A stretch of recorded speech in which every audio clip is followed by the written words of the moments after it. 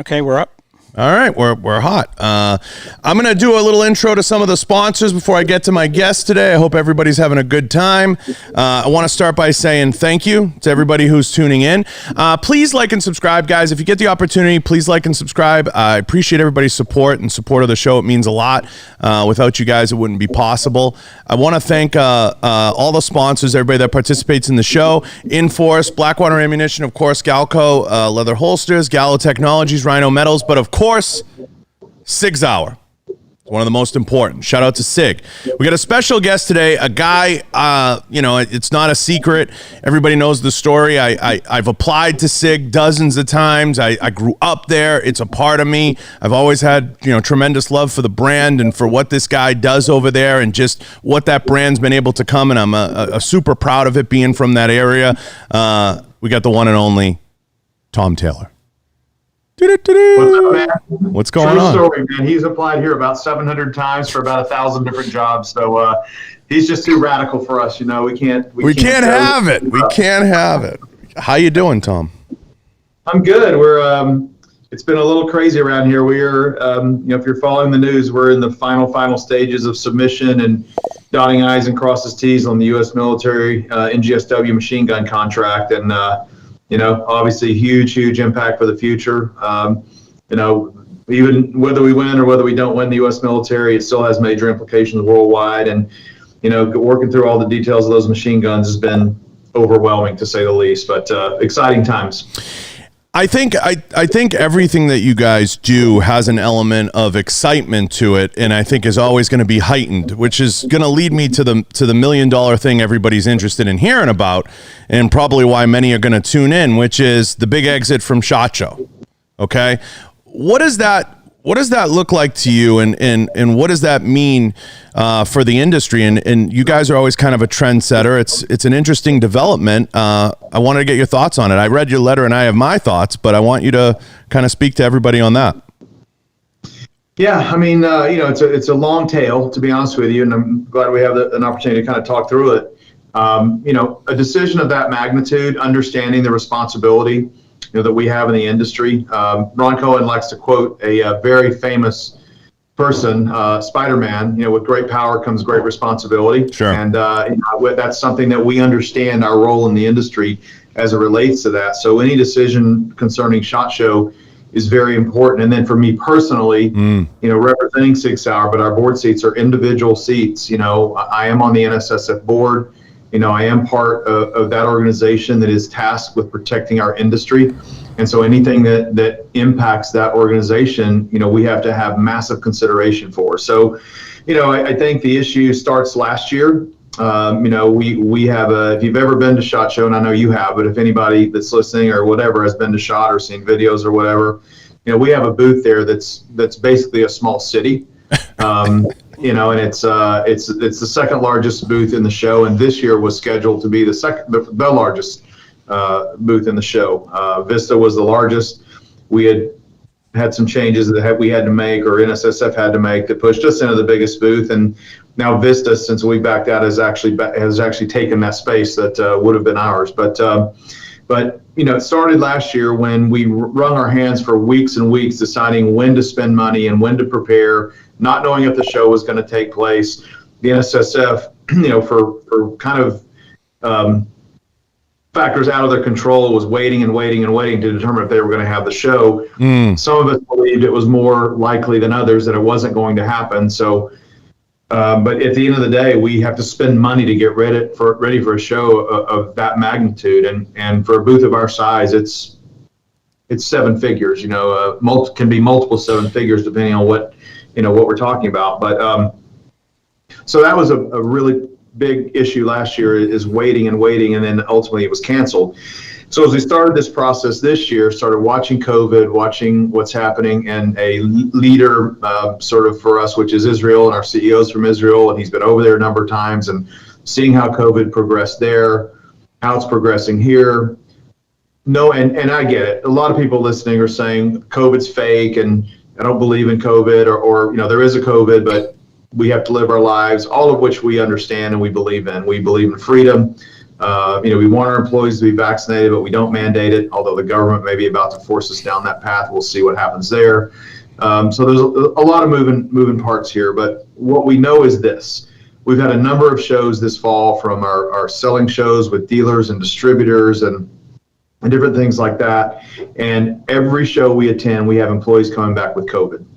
Trade shows are just a place where people seem to catch this virus, and it's happening, it's real, and we have to then take measures, because what we're doing is we're taking steps, and we have for the last year and a half, to protect 2,700 employees. That's what we're up to now at SIG, and growing. And if we introduce this into our factory, it can have catastrophic impact on our company. So we have to be very aware of that. If you look at what we have to do at ShotShow between our range day on Sunday and Monday before the show for media and customers and military and law enforcement, people from all over the world, 1,500 people show up for our range day. Then we roll into the convention center at the Sands. It's 145 people from SIG. The implications of sending 145 people into Las Vegas for a trade show, in a normal year before COVID, half our people would come home sick with the flu or infections or whatever. Trade shows are just really hard. You get tired, you get run down. I probably stay out till 11 or midnight. You probably stay out all night with all your. I'm in bed by 8. I don't know what you're talking about. But how it is. It's breakfasts through dinners and bars and meetings and friends and all kinds of things that go on there. So you get run down and you get sick. And so where we finally landed were two key points that we had to make this decision. Number one, we needed to make the decision now because our events booth company that we work with, we had to tell them to stop working. We did the math on the expenses between now and, say, November 15th, which is a reasonable time where we'll have a better idea whether the SHOT Show is actually going to happen or not. We were going to spend about $1 million in a booth reconfiguration. I did allude to it in our letter. It was an unfortunate series of events with NSSF where, for the first time in 10 years, they redrafted the show floor. And this may be way more detailed than anybody listening wants, but I think it's important to understand some of these things and why we did it, because it is a major impact. But they redrafted the show floor, and even though our main booth space was big enough that not just anybody was going to take it, there was a satellite area that we built. If you remember, John, 2 years ago, we had our hunting space across the aisle from the main booth, and they allowed somebody that drafts before us. And the draft for the SHOT Show is based on years and money spent. And so, we've worked our way up to 7th, even though we are now the largest spender at the show, I believe, in terms of supporting NSSF and all the costs that go into it. But they allowed a Winchester to come in and who drafts ahead of us to take that space. And we suffice to say that we were not very happy. We had a custom booth built for that space, and now what do we do? And so the space that we were going to be able to utilize was not continuous with our booth. And long story short, we were able to negotiate with NSSF to get actually a fantastic situation. It was going to be a booth that would have spanned from one main aisle to the other main aisle in the middle of the show, which no one has ever done that before. So we were actually pretty excited about that. But it was a hard decision because we were going to have to spend booth reconfiguration costs and so forth to get that done. But we agreed to do it. Great opportunity to have an incredible booth. But then you start measuring the COVID risk. We have to release our vendor to spend those costs to reconfigure our booth. And if the show gets canceled, we've just flushed $1 million down the drain. And that was not, we read comments and that sort of thing on the internet and social media. And, we read comments where people say, oh, a big company like SIG, $1 million is not a big deal. Well, I can tell you, for any company, $1 million is a big deal. Right. And so it wasn't a bet we were willing to make. But at the end of the day, that was a little bit secondary in the fact that we just feel like there is, whatever your beliefs are about COVID, we run a company that fulfills government contracts and a demand that we can't keep up with in the consumer market for guns, ammunition, optics, and so on. The demand for SIG products is still very strong, even though the hot market has slowed down a little. And what if we bring, a string of COVID into our factories and have to shut down, as other major gun companies have had to do? There's one major gun company that has been impacted to a point where they've had to close their facilities for days until they got things sorted out with where it came from and who was contacted and that sort of stuff. So, the second part of that description is that we understand the impact that SIG not being at ShotShow has. And so to that end, we committed immediately on the call when we informed them that we are going to make a $500,000 donation, which is more than they would make by multiple six figures on our booth fees. So we committed to that support. And, if other needs arise in the future for them to do the part of what their strength is, which is the legislation that protects our industry, and they've done a good job of it. If you go all the way back to the Protection of Lawful Commerce and Arms Act in the mid-aughts and go through all the way up to COVID and some of the things they did to protect our companies and keep our companies open at the beginning of COVID, the legislative side of NSSF and Larry Keene and that team does a great job.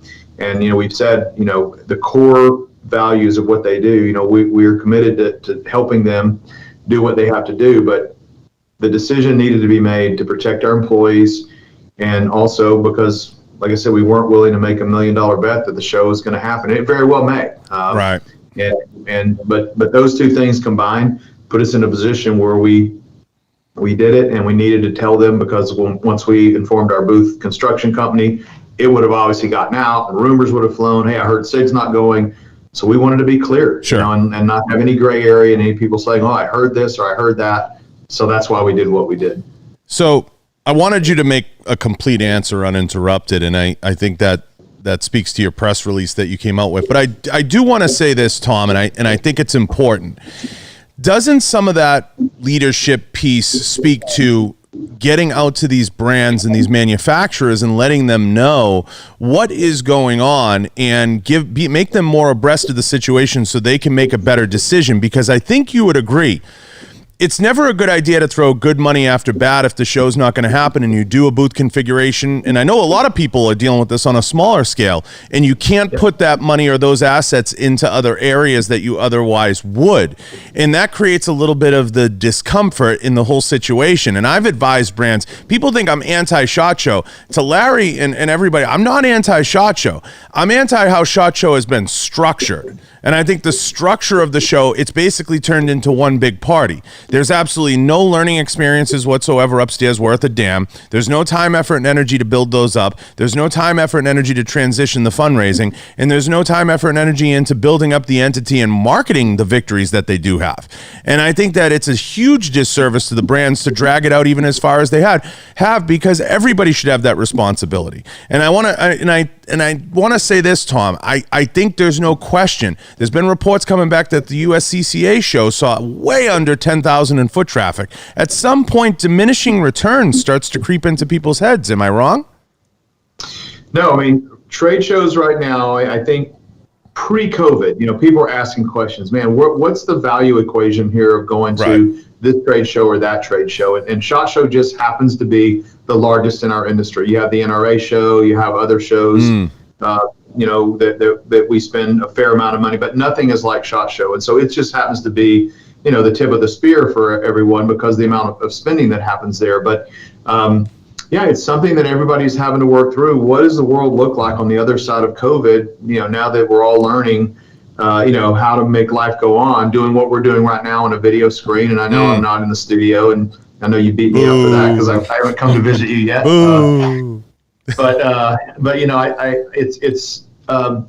It's something that everyone is working through. We just happen to be in a position that we knew we needed to let people know. But a lot of companies are having the same thought process that we're having, both from a booth cost. Now, we were hit with a little bit bigger cost this year because of our reconfiguration. But every company has to start preparing for SHOT Show, and that means they're cutting checks and spending money with the agencies that support us in our show expenses. There's people, there's travel, and for a company like so I think there's two different paradigms at SHOT Show. There's the companies like SIG or Smith & Wesson or Ruger or maybe Vista. They have a lot of smaller brands that build up to the big brands like Federal and so forth. But we don't get a lot of true return on investment value out of SHOT Show. We do it mostly to support the National Shooting Sports Foundation, but the value for us is not great.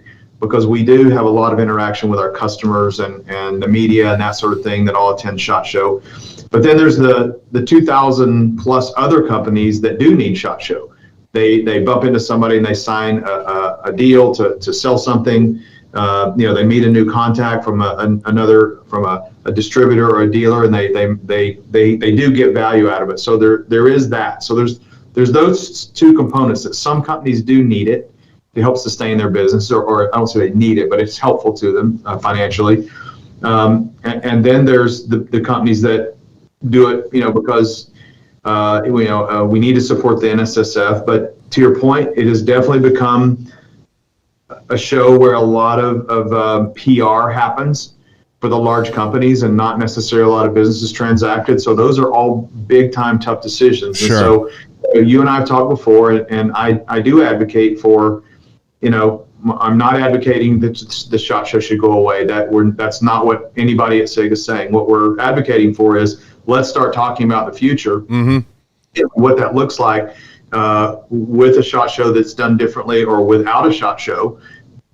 If that should happen, that how do we make sure that the NSSF is funded, because they do absolutely critical work. I mean, you and I, I always am honest with you, and I'm honest as much as I can be, when I do these things, and the NRA is wounded. I mean, they're worse than wounded right now. They're gut shot and they're dragging themselves around the woods trying to lay down and die or something. But to use a hunting analogy, but they're a wounded organization right now. They're not able to really be helpful. I mean, they're still doing their function. The ILA branch of NRA is doing a few things here and there, but they're so distracted with their legal problems and leadership issues and all those things.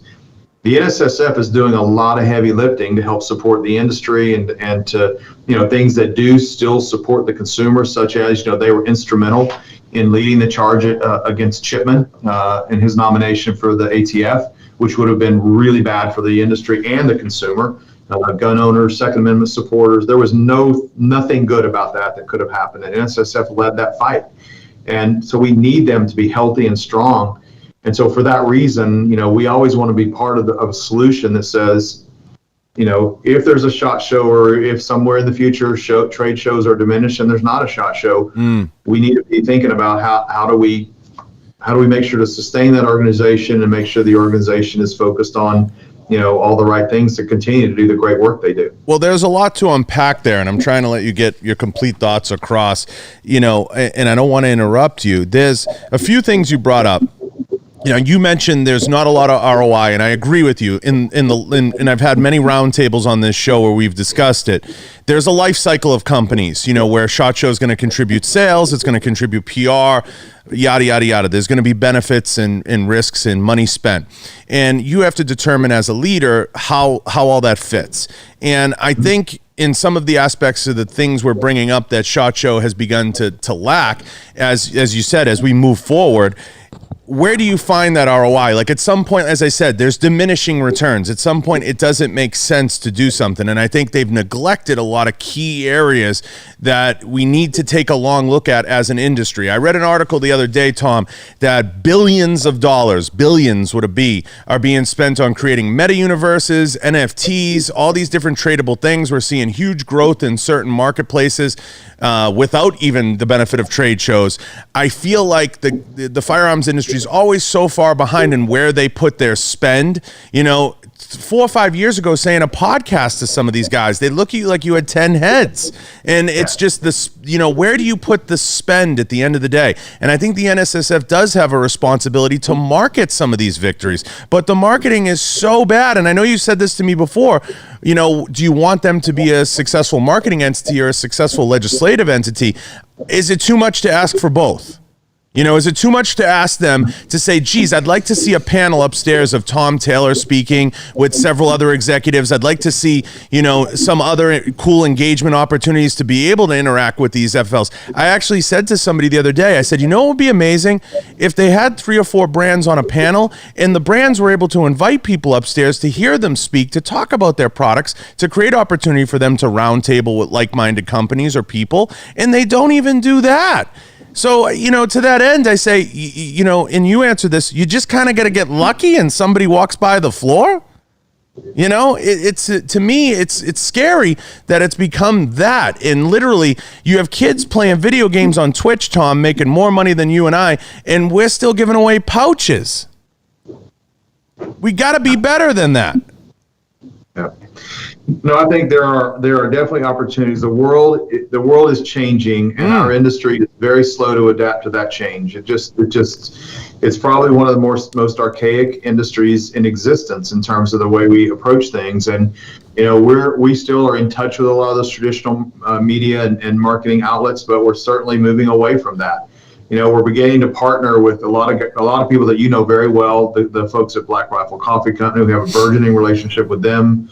They're going to have an outlet in our new Sig Experience Center and the Sig Academy Cafe when that comes online in a couple of years. I mean, and companies like Fieldcraft Survival and USCCA and 511. There's a lot of companies that are thinking differently about how they market to consumers, and traditional trade shows and traditional marketing are not going to be necessarily part of that equation going forward.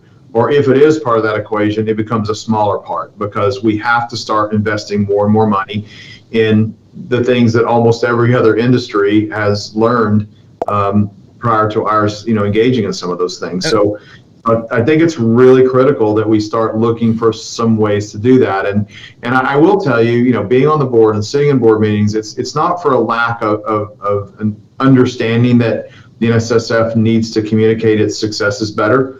They definitely understand that they need to do that. But one thing that I think is very, very difficult is how do you begin to do that in a different way? Running ad campaigns and that sort of stuff that's communicate what the NSSF is doing. There have been some actual good things put on paper that they want to do and want to communicate, but then it comes down to money. There's not a lot of advertising money set aside, and it didn't help that the ShotShow, just when these conversations are starting, it didn't help that they're limping financially because of their number one source of income, their primary source of income, went away for a full year. And to be honest with you, the industry didn't step up. It didn't send them checks. There were a few companies that did, and we tried to lead the way, and there were a couple of other big companies that did, but the masses of companies that went to ShotShow, the 2,200 companies, very few of those companies stepped up to help the NSSF. So you're right, when you say these are complex issues and there's a lot to unpack, I don't think that the lack of being able to communicate the good work the NSSF does is from a lack of understanding. It's just from a lack of ability to have the resources to communicate it properly. I mean, what it costs to truly make a brand become an icon. We have that in our industry. It's called the NRA. The world knows what the NRA is. Love them or hate them or somewhere in the middle.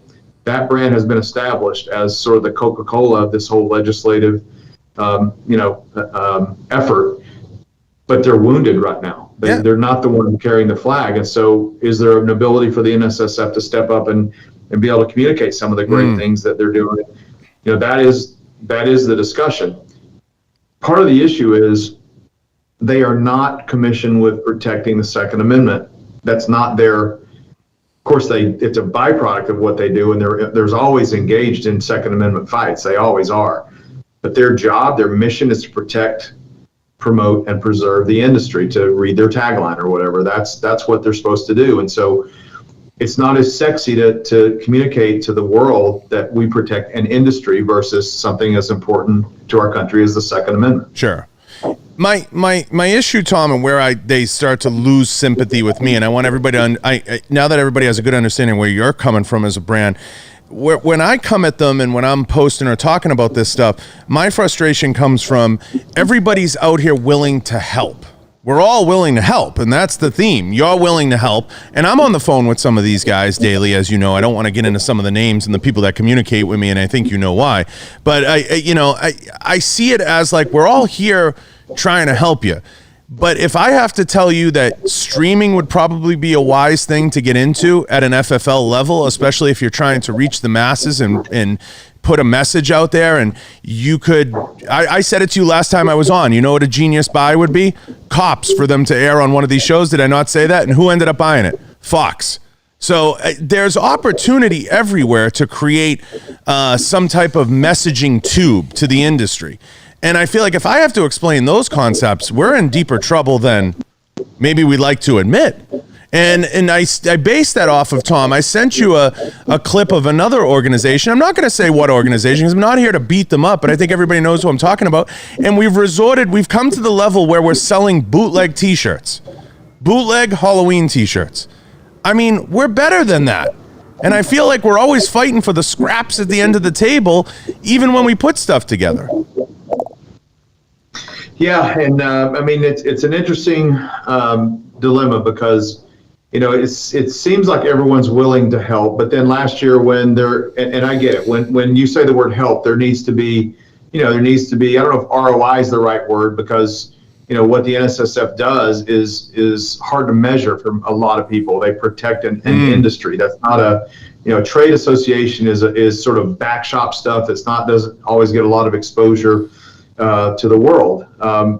But last year when that organization needed help, most people didn't help. Mm-hmm. And I get it. Let's just call that a one-year paradigm, because in future years there needs to be more than just an ask for help. Yeah. There needs to be a deliverable there that's part of that ask. But last year, in a time when our politically we were in a firestorm. Biden's been elected, the ATF's at risk. I mean, all these things are going on. And, there was a letter, we sent letters and made phone calls to, we weren't able to get to all 2,200 companies, but we certainly, between the 20-ish board members for NSSF, we reached, hundreds of people. And the fundraising, I'm not going to tell you the number, but if I told you the number, it would be embarrassing what the industry did to try to step up last year. And by the way, we sent $500,000. And by the way, Smith & Wesson sent $500,000. And, there were some other companies that stepped up for $250,000. And I know Mossberg sent $75,000 or something. So those dollar amounts added up to, a dollar amount that was a very small percentage of what they need to sustain themselves from ShotShow. And the other 2,100 vendors that attend ShotShow pretty much did nothing. And so that was unfortunate, that this industry didn't step up to help them. And say, hey, it's a one-year deal. We lost ShotShow. Help us. And that didn't happen. And so I think that's part and parcel of the bigger issue that you brought up, is that no one really and truly understands the value that they add. Mm-hmm. and understands the productivity of not just a guy on the face of the company like Larry Keene or Mark Oliva, who works with Larry, the communications guy. Now, Mark, but they have people spread out all over the country fighting state fights, municipal fights. The gun industry would not be here today largely by the efforts of the NSSF, from the municipal lawsuits back in the late 90s, early 2000s. For anybody who doesn't know, starting with Gary, Indiana, cities were suing gun companies for murder. Mm-hmm. So it was a legal tactic. It was frivolous. They were being dismissed in every single instance. 32 cases filed, and they were systemically being dismissed. But what the strategy was from the Brady campaign and others was that we'll just bankrupt the gun industry because they don't have a lot of money. And we do. And it was smart, and it was working.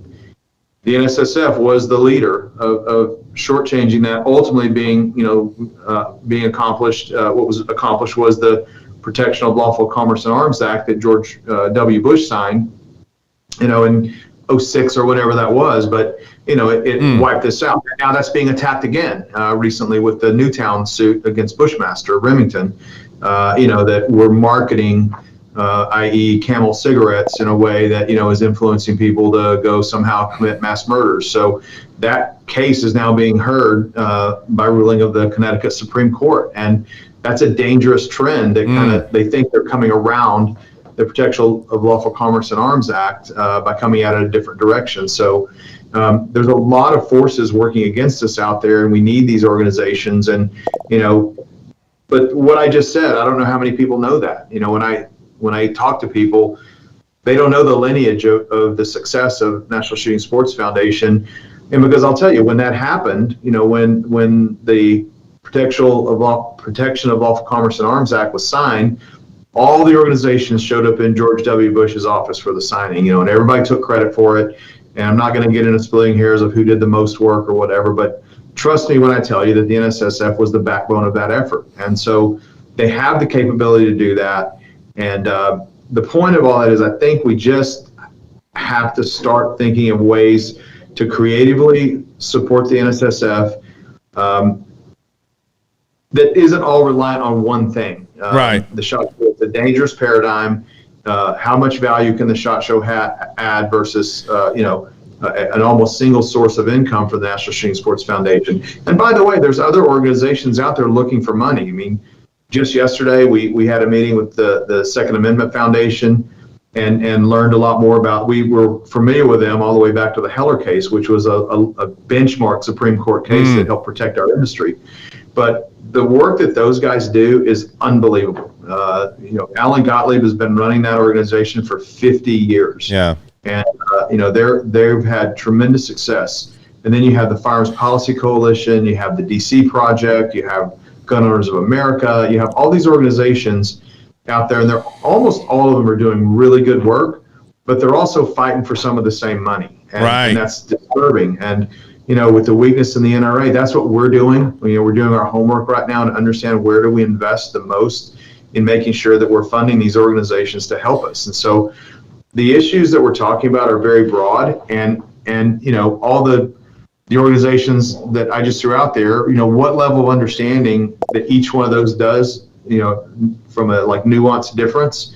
Where do you invest your money? Which ones are doing certain things? And by the way, the biggest and the one that's the most powerful is now wounded, and they're not effective right now. And so these are massively complicated things. And how do we as an organization, to your point, if I can raise it to a bigger platform and not pick on the NSSF and ShotShow, is how do we all understand what these are, and how do we get involved? And everybody can't support everyone.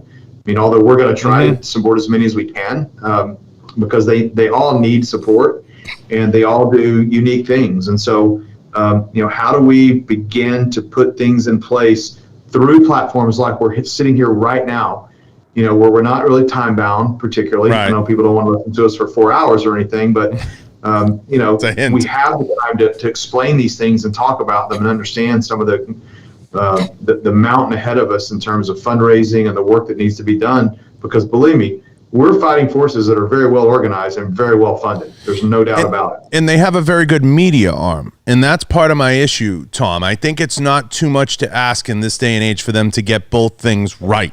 And when I see industry leaders, and I call them all leaders, like some people refer to YouTubers as writers, they're all leaders. We look to the NRA for leadership. We look to the NSSF for leadership. We look to the large manufacturers for leadership and guidance. I think it's not too much to ask to say, hey, can you get this thing to a level where people feel like they're getting something out of it? And we can debate all day long about the changes that should be made, but I think I'm going to float a few theories by you, as I always do. I think for starters, there's too many trade shows. I think there's just too many people, like you said, fighting for the same money and fighting for SIG to come in and put $1 million booth in there. And I'm going to say what you won't say. It's just too many of them asking for it. USCCA drawing 6,000 in foot traffic, it's not good enough. You don't deserve a trade show. You should not do a trade show. You're an insurance company. You should not be involved in the trade show game. I'm sorry, you shouldn't. If you can get 6,000 in foot traffic there, I can get that with a $100 Twitter ad. I mean, stop. It's just it's not acceptable to float that out there. And I think a lot of them need a wake-up call with that. You should not be selling bootleg t-shirts to raise money. We're better than that. And these are some things that need to be said on open air and need to be discussed. And they need to go into those marketing rooms and kick the door open and say, we're better than this. We can do better. If a kid can sit and open presents on YouTube and make $17 million a year, we can figure this out. Or we're too dumb and we don't deserve to. But either way, we should be better than that. And the fact that streaming hasn't come into this industry the way that it should. Now, my theory is, Tom, that you're going to get this all right. You mentioned a few things, the SIG Academy, the coffee, the experience. I think the whole industry is moving towards micro events like you did with Hunter Games, some of the things that I know you'll be fleshing out in the not too distant future that nobody knows anything about, that you're going to be bringing together. And I think that you need that seed money to begin to move this industry forward as an industry leader. Now, you're not going to talk about all the stuff in the batter yet, but I think that they need to be teaching us that at these events. I need to hear from a Tom Taylor. Why is John Bartolo interviewing a Tom Taylor and Tom Taylor's not talking about this at NSSF? I'll never understand. But they feel the need to do a Facebook symposium. It makes no sense. And it just tells me the left hand isn't talking to the right and they can't figure it out. Now, I'm not trying to beat them up, but I think you're going to do the things that the industry should be doing and start moving into those directions, because just the names that you're dropping, they're all like-minded thinkers like myself, and they all want to go in these directions. But you can't tell me that all these powers that be are dropping billions of dollars into a metaverse and NFTs and everything going to be online and hosted, and you haven't made one step into that arena whatsoever. It's not acceptable to me, and it shouldn't be acceptable to anybody out there that's giving money and donating assets, and there should be some accountability in that chain. I think for the most part, what we've seen in this industry is a move towards those, well, I want to use the word carefully, experiences that you get to create control, and you did it already with the range day. And I think other brands are going to do it, or they're going to band together with multiple smaller brands and start to create that. And there's going to be more pop in that. Because when I deal with owners that say to me, or CMOs or leaders like yourself that say to me, there's no ROI in that, I clap back and say the same thing about ShotShow. At a certain point, there's no ROI in that show. And I know that's a hard, cold reality, and we need to support all the good work that NSSF does and NRA and all these other shows. But they have to get their act together on some level to offer some level of advancement for my brand, some type of breakout session, something. Tom, it's no mystery. It's the only trade shows that we go to that we absolutely do nothing that involves continuing education, learning, like you mentioned, sitting down. Do you ever feel compelled to send any of your employees upstairs to go through any type of learning experience with the NSSF? No, nobody does. And that's part of the problem. Okay, if I have a senior account executive or somebody, there should be a breakout session upstairs that I should be like, hey, you need to go to this. We can learn something. But there's none of that. You said a lot of important things there. I think one thing that really resonated with me is that, I talked about all the things that we're doing with all the different organizations, but you're right. We can't, we have as far as I know, we have one of, if not the largest events teams in the industry, and they're overwhelmed right now trying to keep up with all the trade shows that we do. Yeah. And it is challenging, then these are ugly back shop things that aren't fun to talk about, but we have a really hard time keeping up. We're trying to divest our money into all these different things that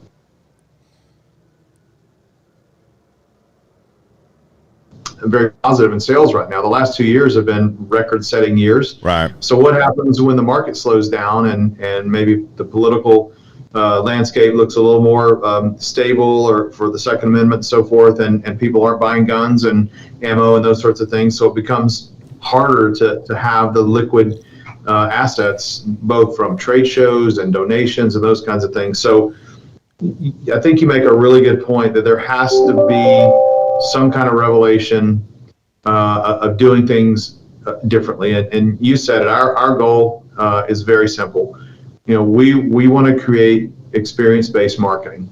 We want to engage with consumers, and even when we engage with our dealers or our distributors, we want it to be experiential. We've things that I think you and I have talked about before, but we don't, it's not something we talk about publicly a lot, but we've brought almost 700 dealers to New Hampshire over the past 5 years to experience a week at Sig Sauer. And, we can send out all the sales brochures that we want, and we can have a sales team that I would put up against any sales organization in the industry that's their job, to communicate with those dealers. But bringing them here to New Hampshire, and each and every one of those 700 dealers, broken down into groups of 10 or 12, went through Ron Cohen's office. Our CEO, and saw his gun wall and had him talk about his feelings and his strategies and his passion for the company. And then they did a factory tour, and then they spent a couple days at the academy, and they're if you've never been to New Hampshire, we'll take them out to dinner in Portsmouth or whatever, and some of the cool restaurants here in historic Portsmouth. But, we had that engagement, and when we started, it was an uphill climb and it wasn't cheap. But, having 700 dealer counter sales associates we started with owners, and then we migrated it down to sales associates. We also, as I think you're aware, we've done Camp Legions, where consumers can basically pay a fee. Legion members who've bought our Legion products can pay for a week at SIG, and they get a similar experience as those dealers did. And right now, as you and I have talked about, we are beginning to explore the next generation of that whole concept of experience our brand, but opening it up to a much wider presence. Because when we have 100 Legion members here for a week, we're only touching 100 people. Now, it multiplies on social media, and word spreads to other people about how incredible of a week it is, getting to come up here and run and gun and tour the factory and meet the CEO and all those things. It's amazing, but it's still only 100 people. How do we make that 100 1,000? How do we make that 1,000 Sure. 5,000, and so on? And so that's where our head is right now, and it's going to be really difficult to afford to do that, because as an industry and as a manufacturing industry, our marketing spends are they're never what we want them to be as marketing people. Manufacturing companies don't have the kind of margins like a Nike, for instance, and I've done homework on this. Nike spends between 25 and 30% of their revenue, based on the research I can see, on marketing. And I can assure you the number that most manufacturing companies, especially in a small industry like ours, it's a double-edged sword. The percent of spend of revenue against marketing is not very high, and the amount of revenue is not as high as a Nike. So you have 25% times however many billions of dollars a company Nike is, and that means it's why Nike is an omnipresent brand. And we don't really have a lot of that kind of brand presence in the industry. And then it gets, it's so complicated. Then it gets down to even a harder situation, taking it back to NSSF. If we don't have enough money to do everything we want to do in propagating our brand and the passion that we have behind our products, and then the NSSF is trying to do it off of funding from this one trade show and a few other things. And we say, well, we got to communicate what they do better. It's hard. It's hard to reach people, and it's harder to reach people. I will agree with you on this. It's harder to reach people when you're still trying to do it in a gun publication. Right. And I said publication, yes. I mean a print magazine or a TV show or whatever. If you're not doing some of the things that we're doing sitting right here now, and the proper social media channels and all those content creation that gets spread. I would tell you mentioned something earlier, and I'm bouncing around a little bit, but there's just a lot going on here. The Sig Hunter Games was not cheap. Yep. For us to put together. We had a few partners that came with us, but we invited 20 celebrities and 10 elite guides. The celebrities, as you know it well, I know they came from some of your buds over at UFC. Bullet was there, Cowboy was there, Hoist Gracie was there, but then it went to Matt Light, the NFL football player, Adam LaRoche, Major League Baseball player, Scotty Lago, the snowboarder, Justin Rackley, the Major League fisherman, Laura Zera from Naked and Afraid. You just keep going down the list of these celebrities, and I don't mean to disrespect anyone by leaving them out, but the Black Rifle Coffee team was there. We had chefs there. We had, professional snowmobilers there.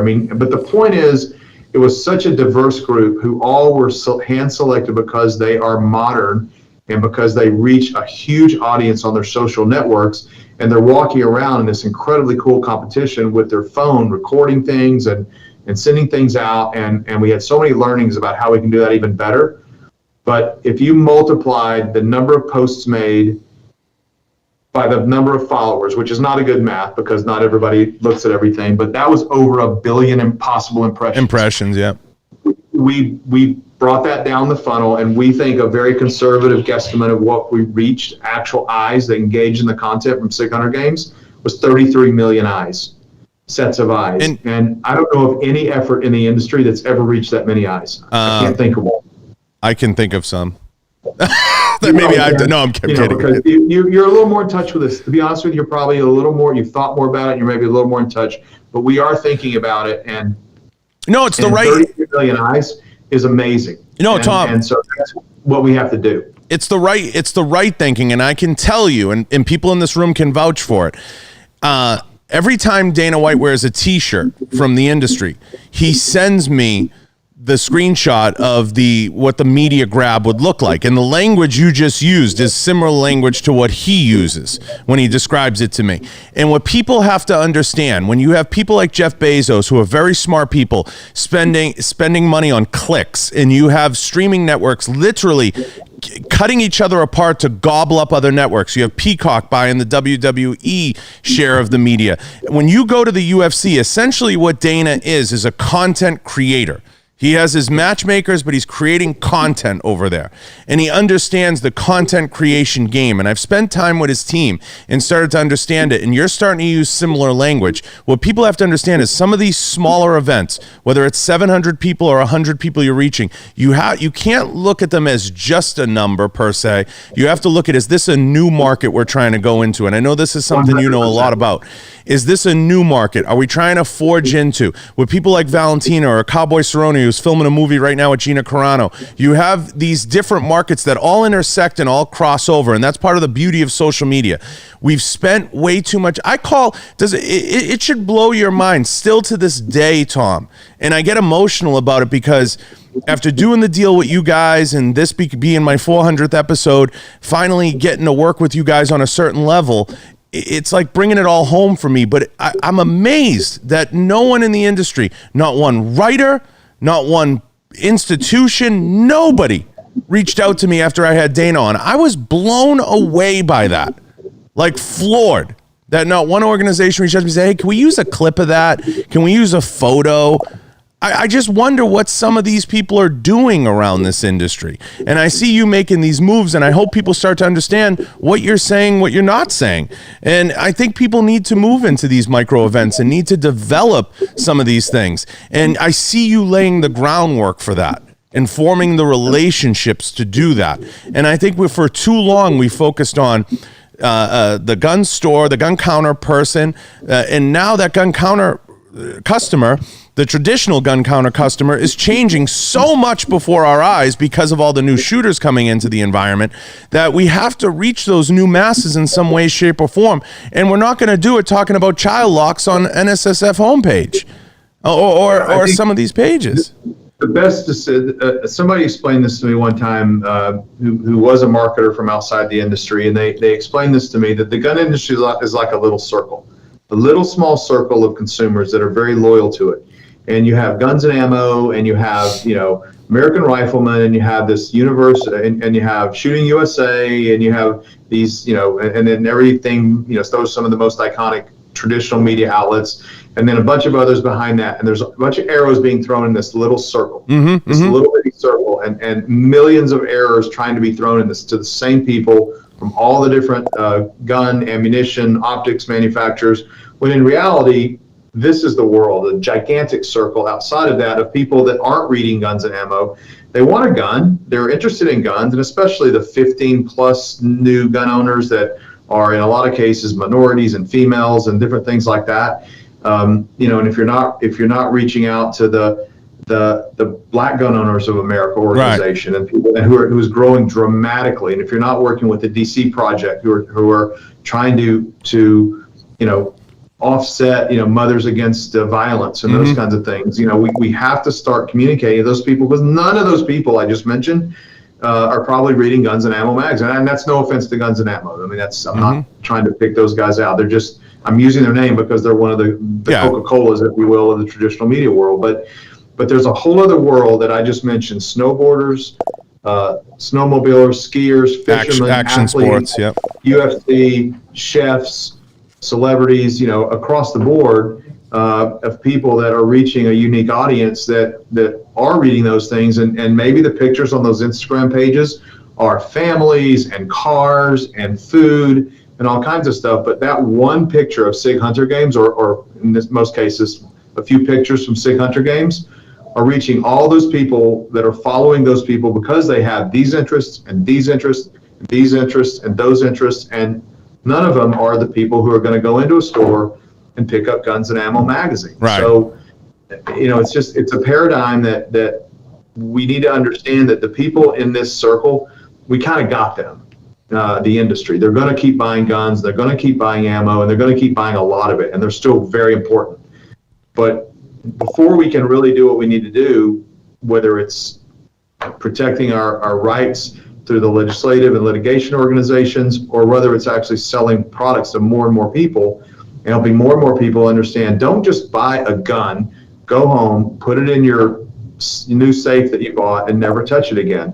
You need to get that gun. You need to go train and learn what the next gun you want might be. And we need to start helping people understand that there's the purchase, there's practicing, there's fun, there's the next product they need to buy, and then there's engagement. That person that just went out and bought a gun because they want to protect themselves, maybe they can become part of the solution of supporting organizations that we brought up that help protect our industry.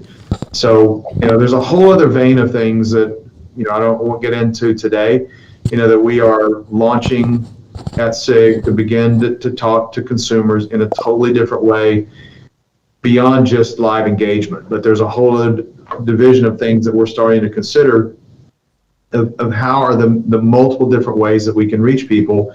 And, I use SIG as an example, and I know that some of the other companies that I mentioned earlier that are sort of new thinkers in the industry, how do we start getting the organizations that have been doing the things the same way for a long time to think about doing things, even if it's not, cutting edge, at least the basic blocking and tackling of some relevant, of the more modern media approaches, Mm-hmm.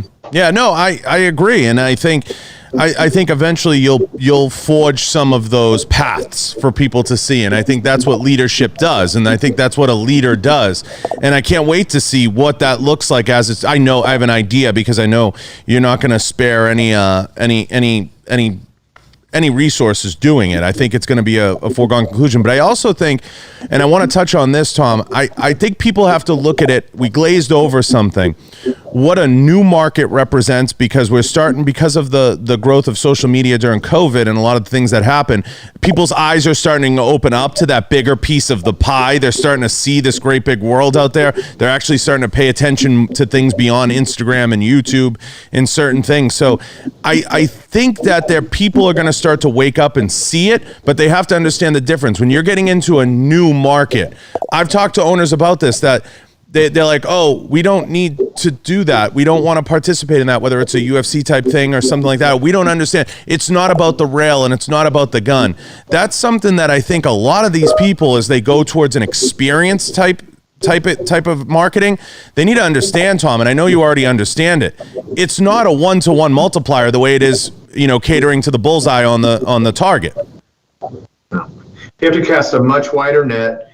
Your cost per impression is much higher. Much higher. But we always knew that. I mean, that's why an ad on a TV show or a gun magazine costs X, and some of these other things cost Y. Right. And X and Y are pretty different things.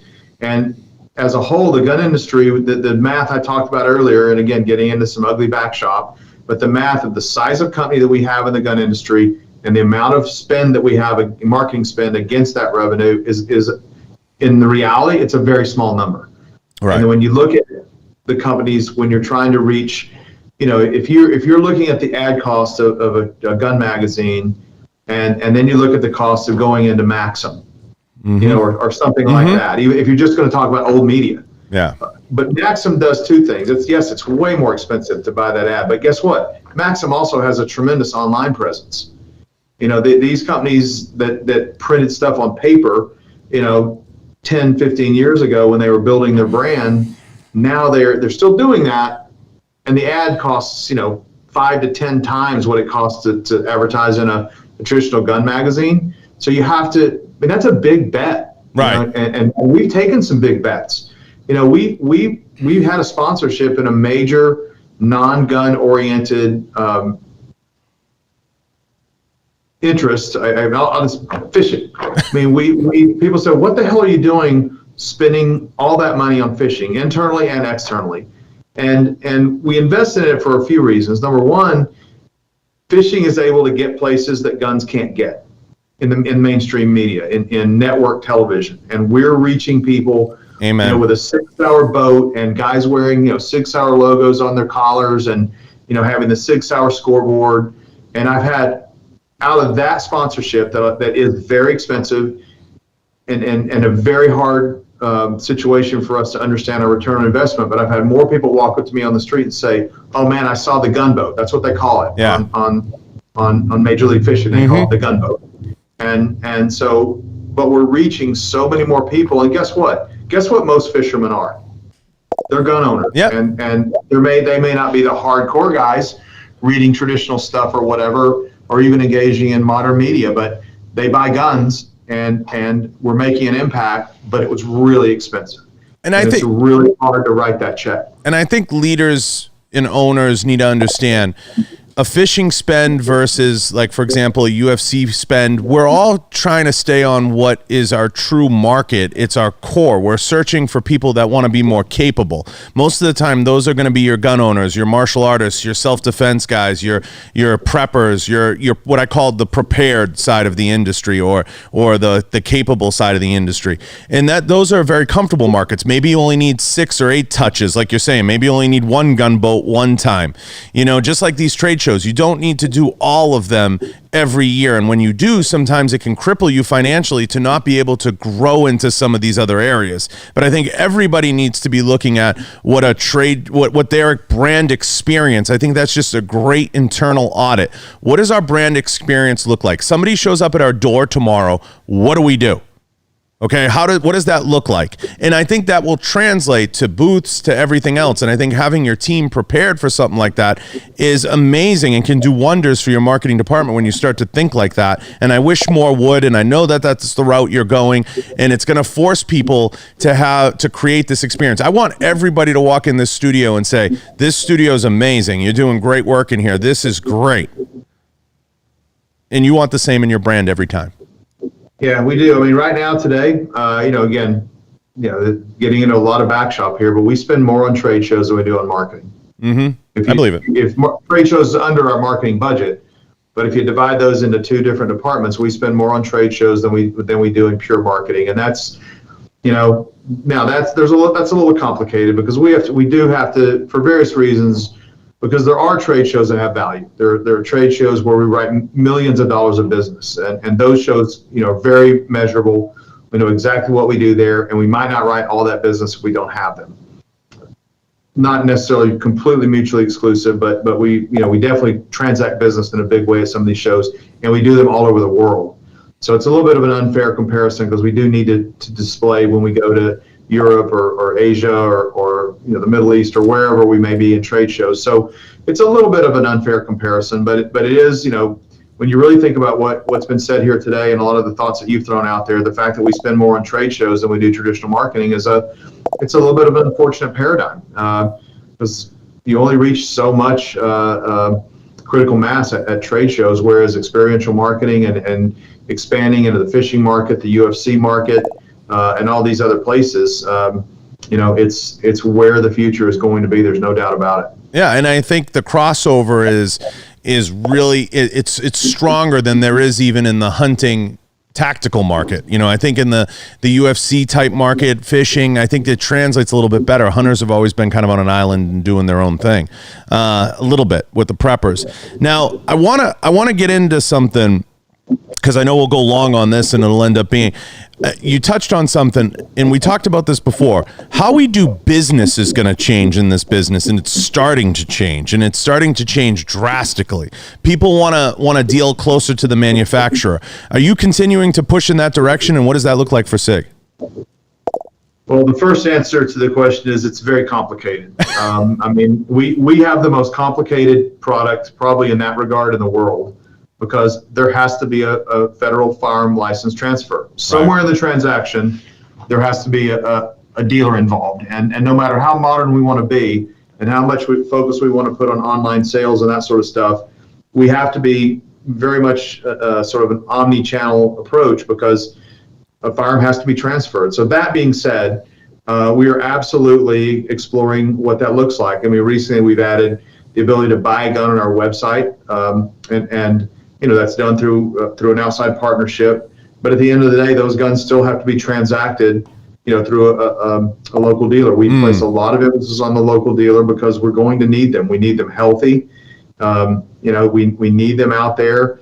We need that counter where a gun can be transferred, because I don't see that changing. I see that getting more complicated before it gets easier, to be honest with you, with some of the things that we see with the ATF and so forth. So that's always going to be a factor. But, I'll give you a couple of examples that hopefully we're changing the way people think about guns. For a long time, there were really a couple platforms that were the most sought after modified guns in the world. It started really with a 1911, and people would buy their 1911 and they would spend hundreds or thousands of dollars on customization, and that required usually gunsmiths and really expensive parts and the boutique custom houses and that sort of thing. And that went on for a very long time, and still does to this day, by the way. People love to customize 1911s.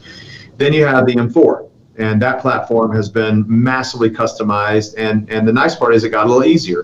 If you had a little bit of basic gun knowledge, you could probably do some customization on your M4 because it wasn't as complicated as customizing a 1911.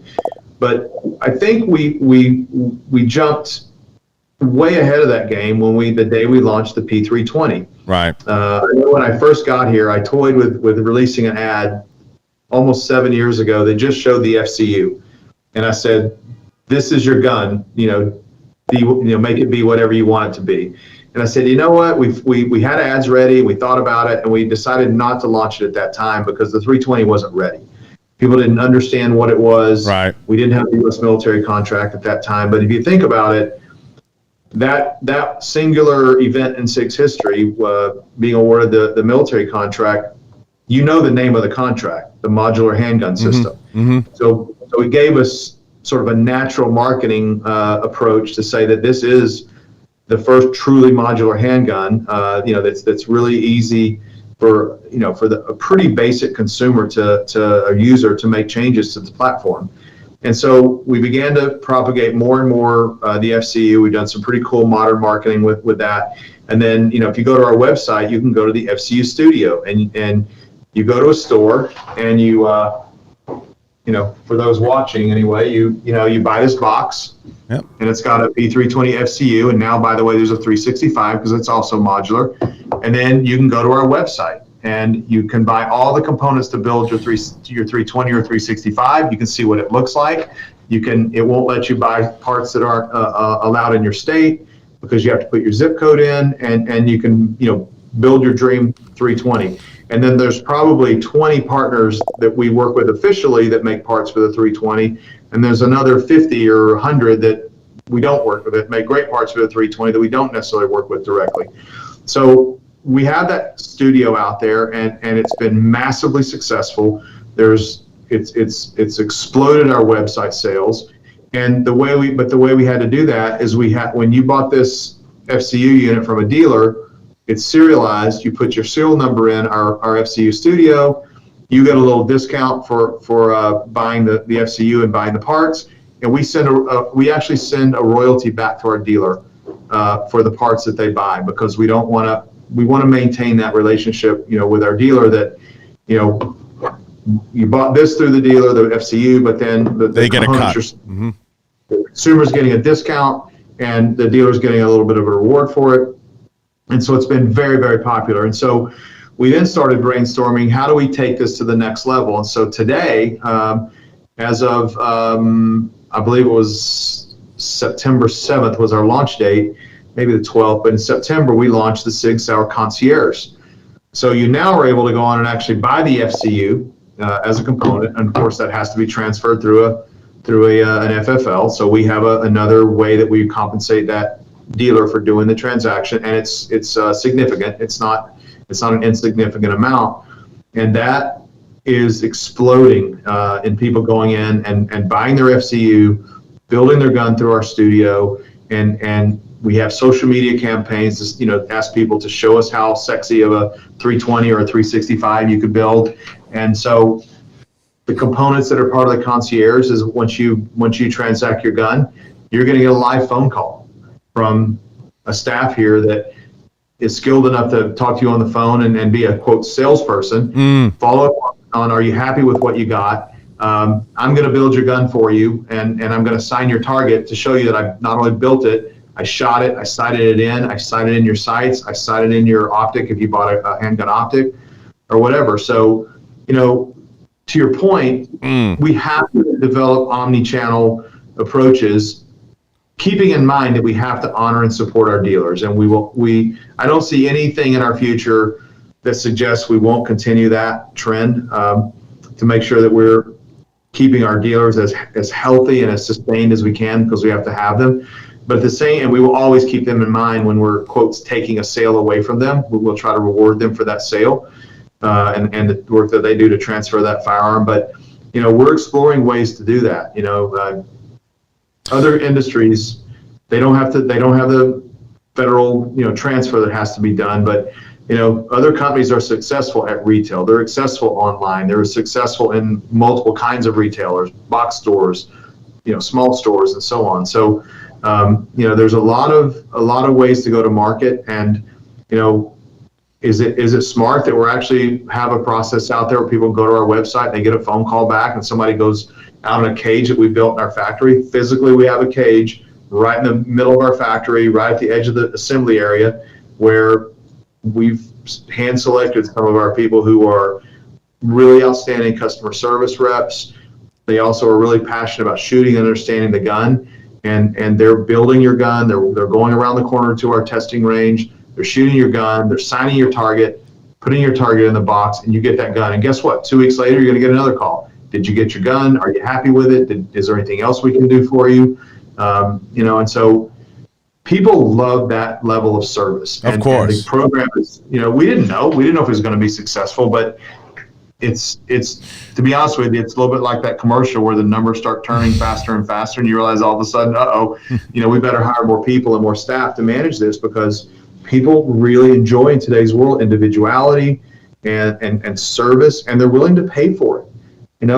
We're not offering cheap things on the Sig Concierge or the Studio. They're full price, full margin. But you know what? You're getting a connection to our company where we own it, we service it, we follow up with you on it to make sure you're happy, and hopefully we're developing a relationship with you that says, you know what, Sig cares. And so as far as I know, nobody's doing this kind of thing in the industry. We haven't seen anything exactly like this. A couple of little programs for direct sales, but custom, sort of concierge, white glove service is something that is it going to make our company? No, it's not going to be something, I don't think, that's going to sustain our company forever. Not like our bulk sales to the market or our military contracts or whatever, but I think it builds a base of really, really loyal consumers that are going to be out there on social media, or out there if they are content creators or whatever they do. It's gonna tell a great story about this brand. And I think you're absolutely right. And you keep referring to FCU. I want everybody to understand, one of the things Sig did that was so innovative a few years back is they designed the fire control unit around. They made the fire control unit the serialized component. Sorry, I try not to talk in acronyms. My apologies. No. I think some people might not understand what FCU means when they refer to it. So you're literally buying the fire control unit, and you're getting the ability to add all these pieces on to create the firearm that you want. And I think that's just modular enough, but not too modular to be annoying. You know what I mean? Some of these gun companies come out with, your gun can be 17 other guns. Well, I mean, that's great, if it's not held together with a roll pin. You're doing something different that's creating this brand walkthrough where you're creating a really good, cool, and unique piece, but you're still getting the ability to have a traditional Sig firearm, which is awesome. And it's going to make everybody feel like they're going through that experience. And I keep coming back to that word experience, Tom. And I think that's going to play into, I don't think it'll be long before you're going to be, and I talked to you about this before. I told you originally, I could have dropped this show in the Academy. I think you're going to take and you're going to create these experiences, and they're going to be really unique, and it's going to be something really special. And I think there is something to being a sniper versus somebody that goes after everybody. I think people do want to pay for a good experience. At the end of the day, it's, do you want good food or do you want fast food? Do you want good good food fast, or do you want fast food? You have to decide, what you want. And I think at the end of the day, most consumers that are willing to make the spend, they want a quality experience, just like anything else. I, want the same thing for SHOT. I want the same thing for every brand I work with, and I think you're one of the forerunners of that. And I think you're going to continue to do that. And I think these are all amazing nuggets. I want to touch on too the ammo situation. We talked about this last time. I want to get here because I know we're going to go long. But the ammo situation we talked about last time, it's a hot disaster, and it's still a hot disaster.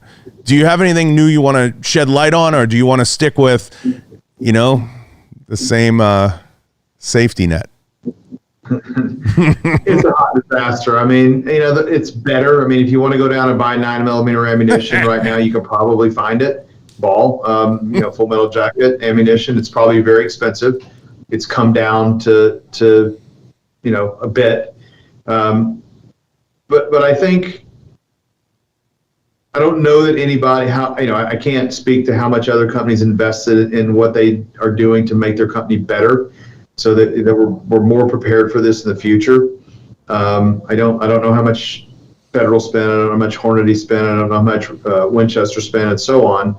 But I know what we did. We went out and we said, I don't want to use the word never, because never is a pretty long word, but we went out and we've invested tremendously. And you talked about it earlier. One of the reasons I think SIG has some level of success, when I was interviewing with Ron Cohen and we were bantering around about the future of SIG, and was I going to come here and join this crazy collection of people at Sig Sauer? If you're going to do all these things and you have all these ideas, don't dabble. Mm-hmm. Everybody wants to just go say, I'm going to just stick my little finger in and I'm going to dabble in this and see if it's successful. And then if I'm successful, I'll invest more. Well, that model almost never works. If you're going to go in, you better go all in. If you're going to be a hunting company, you better be a hunting company. If you're going to launch optics, if you could tour our optics facility, and I don't know if people have this assumption that SIG just, ships optics in from China or something, and that's not what we do.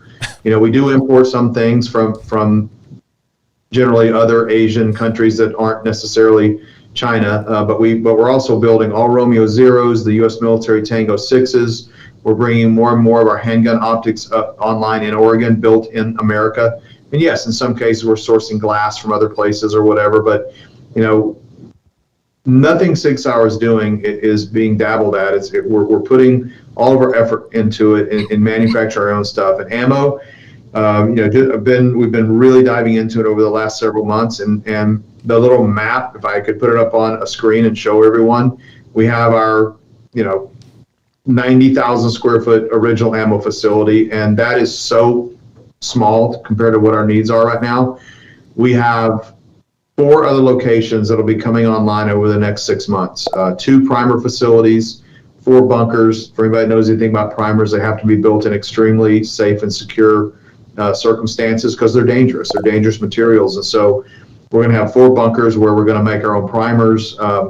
We have invested in 4 additional buildings in the commercial park that we're in. Some were a space that we acquired. Some are being built ground up.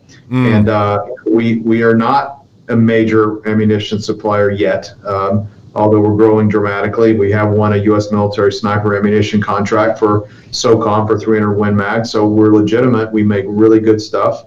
It's not cheap, but we are investing in that future. And I mean, imagine the cost, John, of 4 buildings. Right. When we went from 1 to 5 in a year. And Ron Cohen, our CEO, looked at that and said, I'm not going to get caught like this again.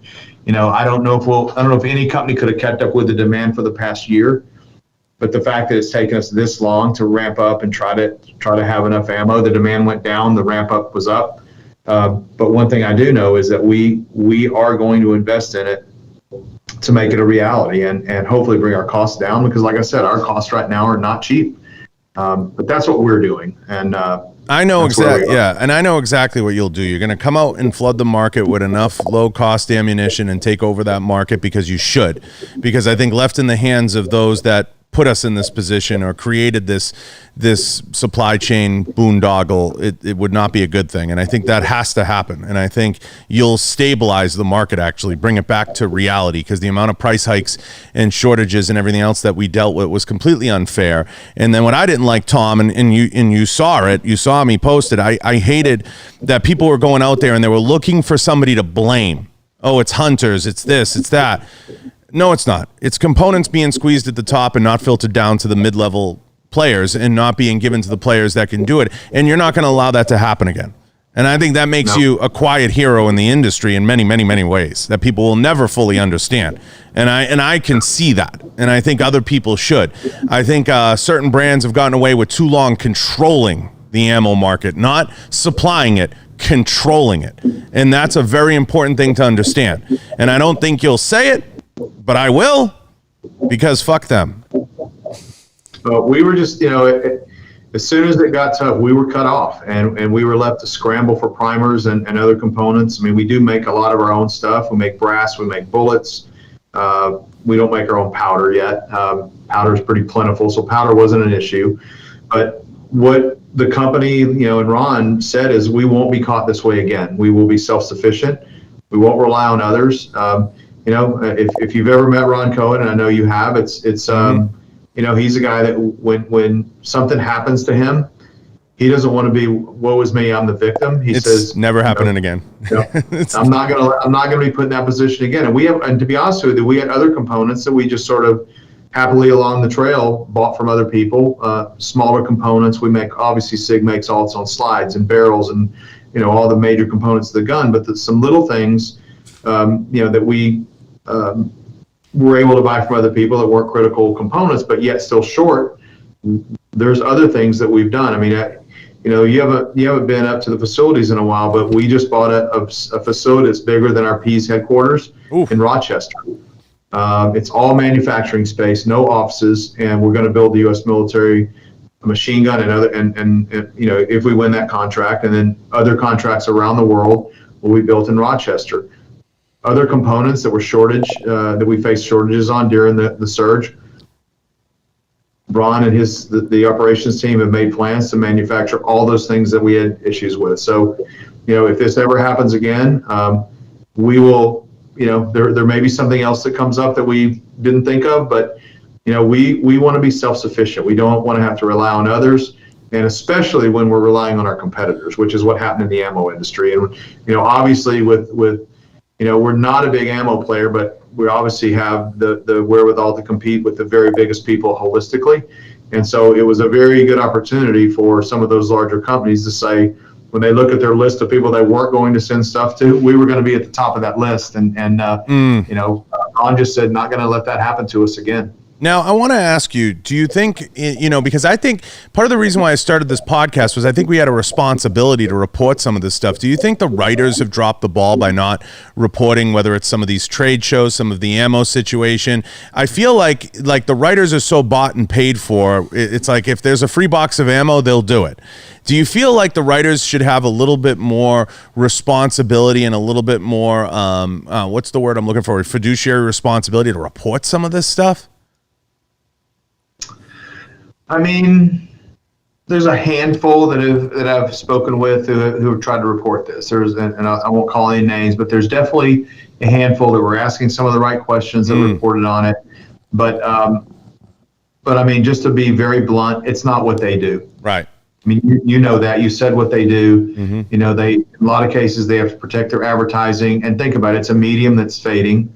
And if they piss off manufacturer A, B, C, or D, every time they put something at risk by saying something that's controversial, they put their sponsorship dollars at advertising dollars at risk. And so it's just, we don't have a lot of people that's their job per se is to report current news like that. It's a little bit more of like, I need to sort of walk this fine line of being relatively honest but not fully honest or whatever. So it's kind of a paradigm. But that being said, there's a handful out there who I think were responsible in trying to get to the bottom of some of this. Yeah, I don't want to beat up the ammo thing. I get it, and I think I know what you guys are going to do, and I think everybody else does too, and I think it needs to be done to stabilize the market. But I want to get into this and try to understand the national conversation, Tom. I've had trouble on past episodes, and I'm sure you've seen, reconciling how we approach gun rights at a national level. And I normally wouldn't ask this of an executive, but you're such a high-level guy that I think it's important to get your take on it. Do we drop the ball in terms of national talking points and things that we discuss and people that are at the forefront of the conversation? Because talking to you, and when I talk around the industry, it's the FFLs and the executives that you hope drive the industry. But yet we turn on Fox News and we get all these talking heads that have no idea what the gun industry actually even is. Yeah, I mean, it's a complicated question, because I mean, I'll give you what I think might be a driver of that paradigm. If I called Fox News tomorrow and said, "Hey, I want to come on and talk about something," there's a high likelihood I could go on and talk about it. And that, not I personally, but let's say an executive from a gun company, a CEO, somebody who runs a sales and marketing organization like I do, or whatever. I think Fox is one example that might be a safe environment to do that, but even Fox is not truly safe, anymore. And then you multiply that by ABC, NBC, CBS, CNN, and so on, and all their different affiliates. We're not going to do that.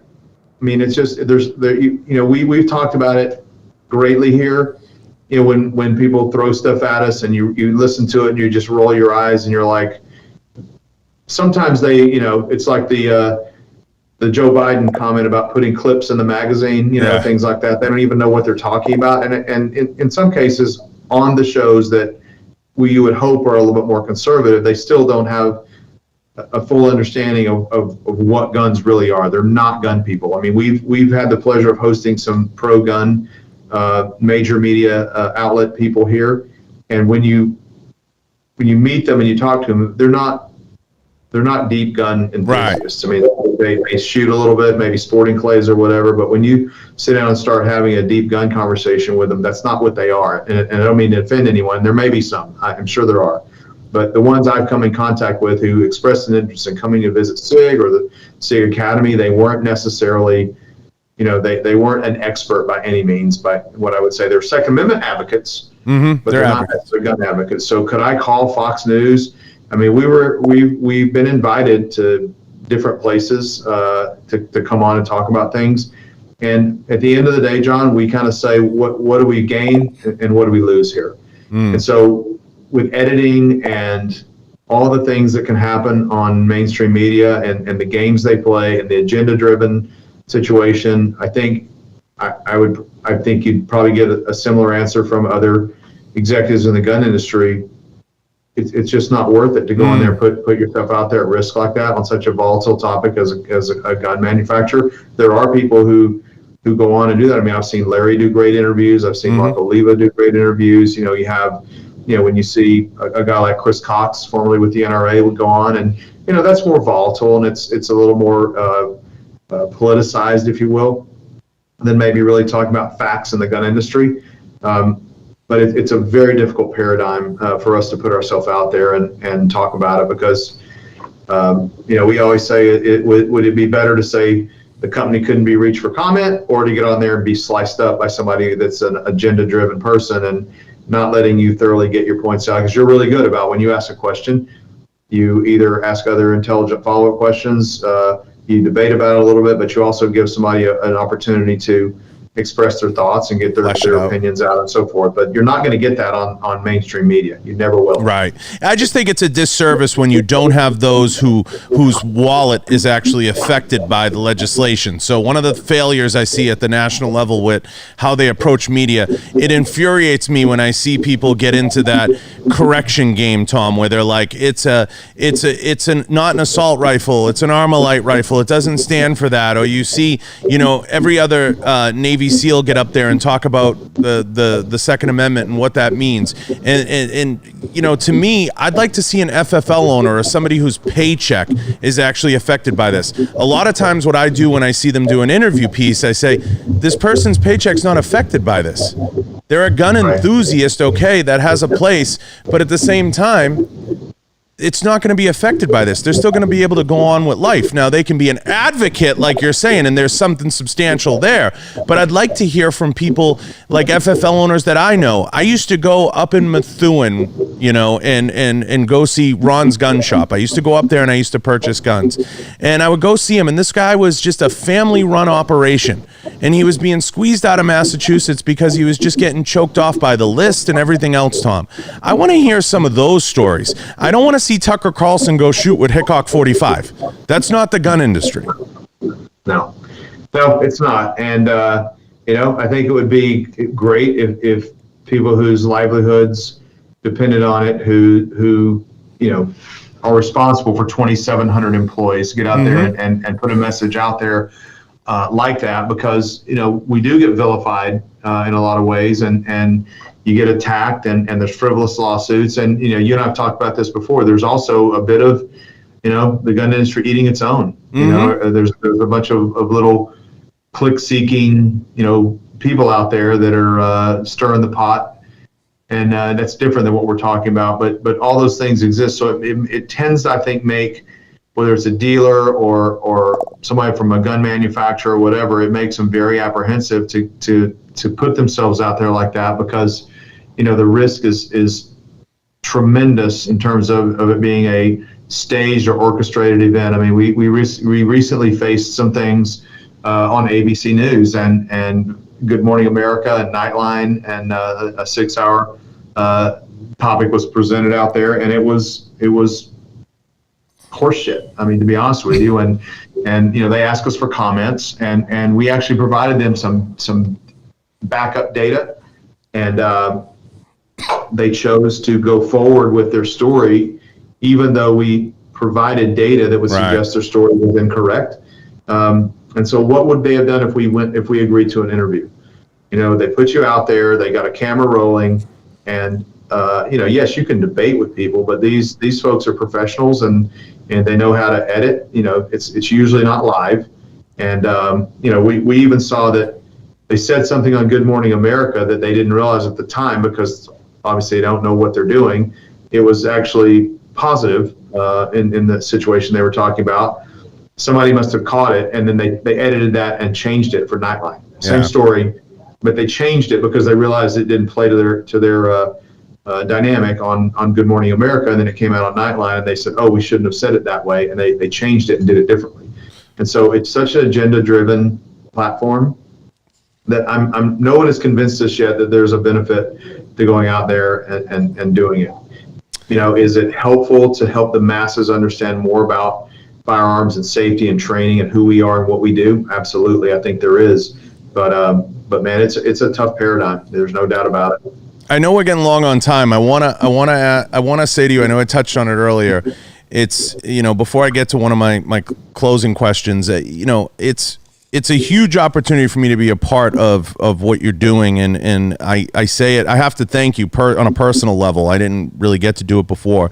It's huge to have somebody believe in what you're doing, but it's tremendously flattering when somebody of your caliber believes in what I'm doing and being willing to support it. And I feel like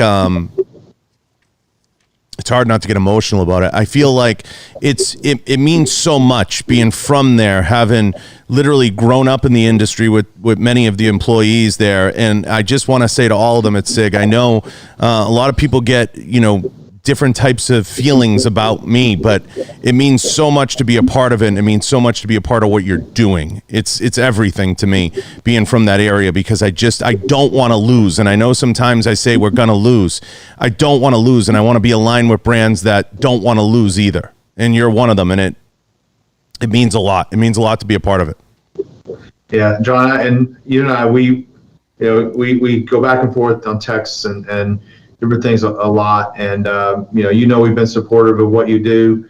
You know, we don't agree on every single thing, nor almost nobody ever agrees on every single thing, but we are so aligned on the issues, I think, that are facing us as an industry, as a brand, as enthusiasts, all the things that we do. And you know, I think we do want to align with people who look at things differently, and who who are not afraid to get a message out there in a modern and open and honest way.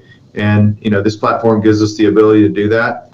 And so, it's glad, we've been supportive, peripherally for a while and now more formally. And, I think that can only grow. And, it's good working with you and as much as anything, just having sort of honest exchanges with you, I think wow. It's you said it earlier, a lot of people are bought and paid for. And, it's nice to have a platform where even though, we are, have been informally and formally involved in your show, we won't always agree with everything that you say, but one thing is I think we can do that. I think we can, you said it earlier, with UFC or whatever, maybe you don't align 100% on everything that's done. But, I think when you align yourself with people who are touching so many unique people with good, different, interesting topics and hard topics and fun topics and all those things, it's what we want to do. And as you know, I think the way SIG is, right or wrong, before we formally get married to someone, if you will, it's a long process. It's why we don't have a tremendous amount of formal partners, is that it takes a while. This company it's not a publicly traded company. There's no equity. It is a privately held company with a CEO who's been here since 2004. And those who know Ron like you do know it is not a job to him. It is a passion. And it's hard to be successful here at SIG if you don't share his passion. And so, we enjoy being with passionate people who understand the responsibility that we have to communicate and think outside the box and be unique. And we appreciate that about you. And so it's a good partnership. And before I know Dave's got a question he wants to ask you, but I want to say to everybody in the building and everybody that works at SIG, you have never had a more from home representative of your brand than I will be. You have never had someone who's going to be a part of your organization than I'll be. And it's a part of me. I grew up where half the staff is from, and it means a lot to me. So it's something I take deeply personal. And when I get a message from you or a call, and I know sometimes I'm all over the place, I get the most respect for what you guys do and what that whole company is all about. And I think about all of them, and I'm in communication with some all the time, and it just matters to me. So it's a tremendous honor, and it means a lot to be a part of. So it's important to us because when you dive into something, you dive in all the way. And when you hear people that throw stones at SIG for whatever reason, and no company is perfect. We know we're not perfect. We've made mistakes. Our CEO Ron Cohen always says, companies aren't made and forged and formed on the successes. They're forged on the failures and the issues, how you address those. And we've had ours. But I think what's important is you probably have looked at us and watched us as closely as anybody since before we were what we are today. And so that's why we love to open ourselves up. It's why we love to have people come to our factory and visit us and meet Ron, because when you it's always interesting to me when I read on social media, Ron Cohen is killing Sig Sauer, or the company's not ever as good since they make guns in America and not Germany, and those things, and understanding how ridiculous those things are, and having this perception out there that some things that get said on social media, and it's so counterproductive to say Ron Cohen ruined SIG when there would be no SIG as we know it today without Ron Cohen. Right. But my point is that you have followed this story since it was a very small company and just this little New Hampshire hometown company for you. And now that we are a larger player, we are winning military contracts, and we can go toe to toe, in terms of our brand with most companies in the industry. There is still, it's not like there's still a passion here that is hard to measure. Yeah. And whenever I just want you to know before I have Dave ask his question, whenever I'm wearing an Enforce hat from Rhode Island or a Sig Sauer hat, because they're from New England, I always wear them a little bit more prouder. Yeah, there's a lot of pride here. The live free or die thing is real. It's like I've lived here now for 7 years, but I'm a Texan, and New Hampshire has a lot of those same traits as Texas has. A lot of pride here. Dave, I know you got a question. Go ahead. Yeah, sorry. Hey, Tom, it's Dr. Dave on the producer board. I just wanted to circle back a little bit for everybody who's listening right now. I think it's important. You mentioned that, the NRA's got a lot of issues. It's bleeding. You called out, Second Amendment Foundation with Alan Gottlieb, DC Project, Black Gun Owners, some others. People who are wondering right now, I've got 25, I've got 50, I've got $100. I don't want you to necessarily name a favorite child. I understand the problems there, but who do we support? How can we help the NRA? But yet, is it the best right now? I mean, does the NRA need money to help it?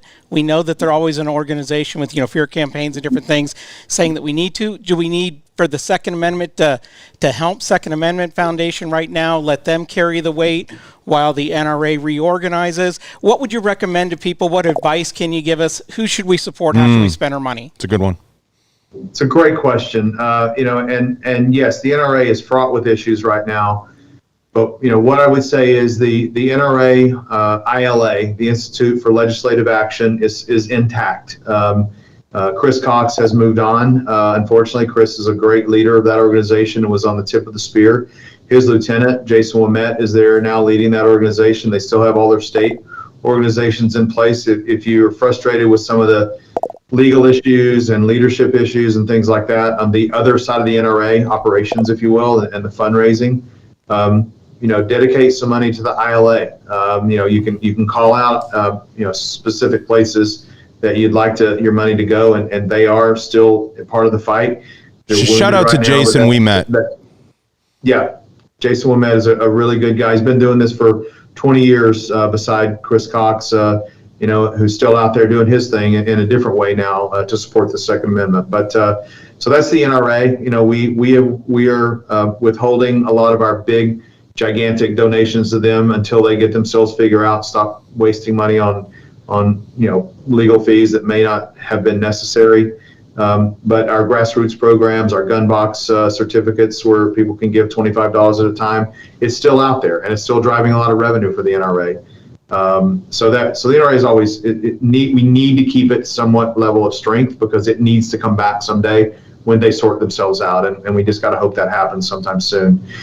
In terms of the other organizations, what I would say to you is I don't think I can just say this is the best one. What I think you have to do is if you're concerned enough about this to send a small check, do just a little bit of homework and understand what the Second Amendment Foundation does. I can tell you they've literally been doing this for 50 years, and they had one of the most important decisions in the Heller case a few years ago that was a landmark case that has set the precedent for many of the arguments down to city, state, or federal level. I saw their financials yesterday. When you think about the nonprofit stories where money's getting spent the wrong way, i.e. NRA being one of them that have been accused of a lot of things of being frivolous with their money, I can tell you with pretty high confidence that's not being done at Second Amendment Foundation. They share their financials with us because they think it's important to be able to do that, so people understand that they are in it for the fight and the passion of doing this. So that's good.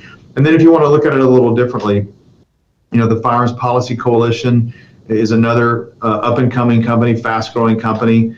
And these are all just organic efforts. I mean, even though Second Amendment Foundation started 50 years ago, it was very organic. It grew organically, and they rely on individual contributions. They are beginning to come to the gun companies and more corporations to support them, but they have about 700,000 donors who donate money to them, and so it's very solid.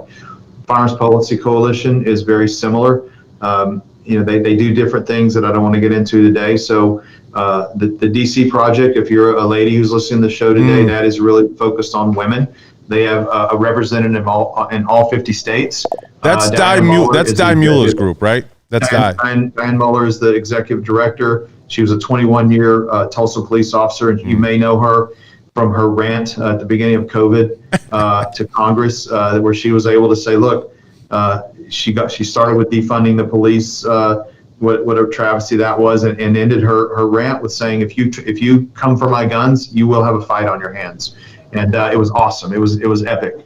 And she passionately leads that organization. And we've got a chance to meet some of her state representatives, and they're out there saying, okay, if there's a group of women who are against gun violence, i.e. anti-gun, anti-Second Amendment. Let's have a group of women out there who are supportive of the Second Amendment in a very professional way.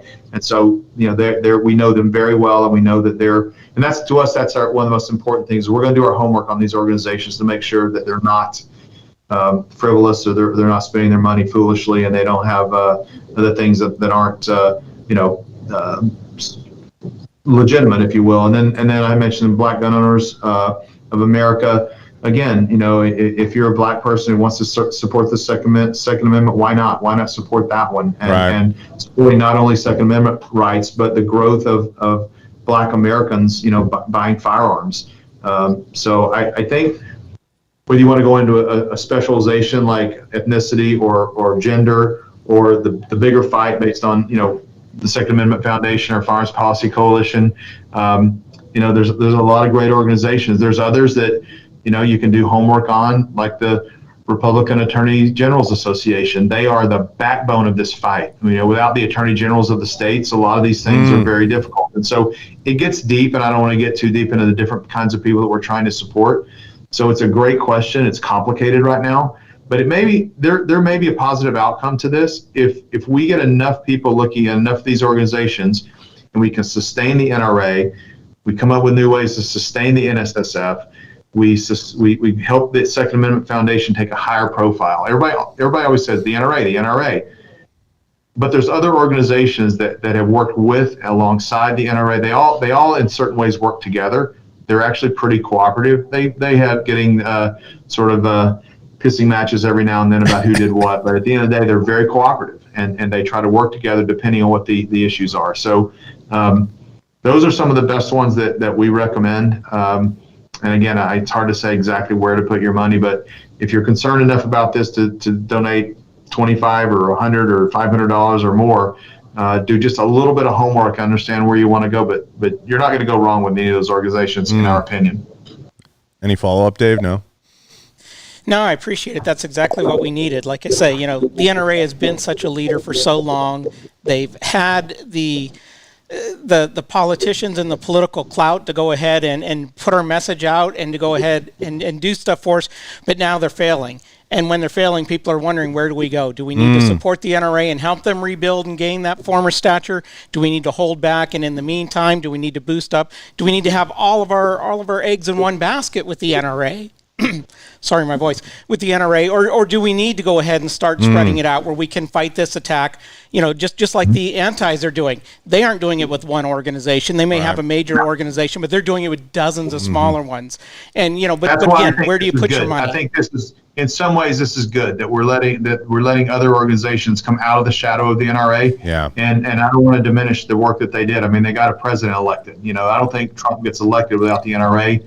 In 2016, and they've had other great wins and been part of other great wins. But I agree. I think if we understand what some of those other organizations do, there's been nothing, no disrespect to the NRA, but there's been no decision bigger than the Heller case back in 2008 or whenever that was, and that was led by the Second Amendment Foundation, and took at that point, it took 30 years for them to get the muscles enough to get to the Supreme Court and win a case in the Supreme Court. And so who's to say which one is the most valuable? But those ones, we've done our homework and with pretty good resources here, and believe they're all doing really good things.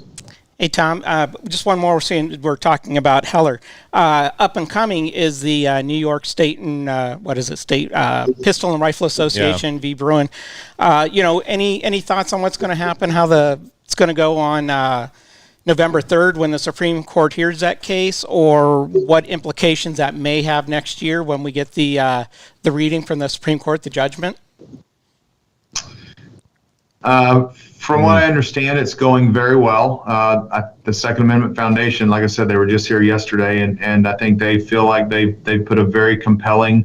The Second Amendment Foundation, a lot of times they end up becoming the advocate for a bigger firm. So there are people that are litigators that go directly to court, and they were helping us understand. They do a lot of the backroom work, if you will, and and if you ever meet Alan Gottlieb, you'll understand he's not a guy that's going to be out there pounding on his chest and trying to get the credit necessarily. So they're a support organization. But I think the work that's being done right now, I think they feel really good that we're in a good place. The fights against the Second Amendment, such as this, and against our gun rights, oftentimes are skewed by emotion of people who are anti-gun, and in a lot of cases, I think we have an advantage when we're looking at the facts, because a lot of times the facts are on our side versus emotion, and I think that Alan was explaining how that works to our favor a lot of times when, people just emotion doesn't always have legal merit, and if you stick to the facts and you do your homework and you stick and in some cases just stick to plain and simple logic as it comes to the Second Amendment and gun rights, we always are going to be in a good position when it gets to the level where there's some fairness at the Supreme Court.